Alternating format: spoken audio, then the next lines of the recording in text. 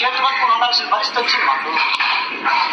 ఇది government school head master గారి బాధ. చెప్తున్నా కూడా ఒకటిలో ప్రవర్తనలో మార్పు లేదు, ఒక చదువులో మార్పు లేదు, ఒక రైటింగ్ స్కిల్ లేదు, రీడింగ్ స్కిల్ లేదు. అసలు ఏంటి ప్రాబ్లం? మీదే మాది. చూడండి ఎంత బాధపడుతున్నాడు. అదైతే చెప్పండి. మీ అందరికి చిన్న దండం పెట్టి పడుకుని పెట్టి వెళ్ళేస్తాను. మీ అందరికి దండం పెట్టి వదిలేస్తాను. లేదంటే ఇలా నేను తీసుకుంటా. మరి ముంచేదైనా మీకు అందరికి కూడా మీ నేను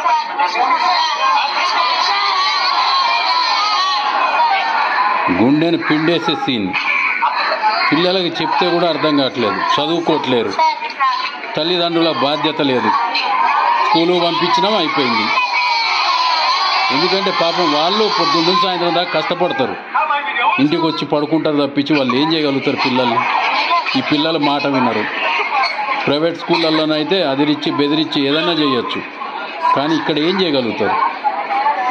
పిల్లల్ని ఒక్క మాట అంటే చాలా సెన్సిటివ్ ఉన్నారు పిల్లలు. అందుకే హెడ్ మాస్టర్ తనను తాను పనిష్మెంట్ తనకు తాను ఇచ్చుకుంటున్నాడు. హృదయం కలిచి వేసింది, మనసు కొద్ది బాధ అనిపించింది. ఇంకా ఇంత మించి ఏం చేయగలుగుతారు?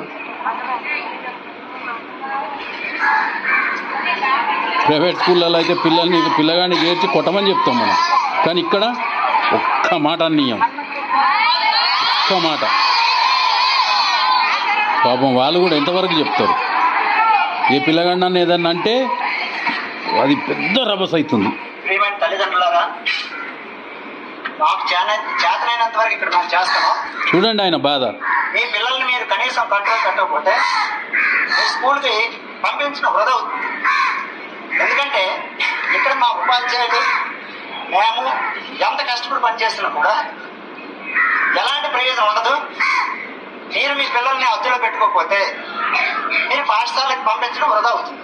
ఇది మైండ్లో పెట్టుకుని మీరందరూ కూడా మీ పిల్లల్ని చదువు కోసం పంపిస్తే శ్రద్ధగా ఇంటి చదివించండి. ఇంకా దేనికోసం అయితే పంపిస్తే పాఠశాలకు పంపించద్దు. ఇది నా యొక్క విజ్ఞప్తి. ఓకే.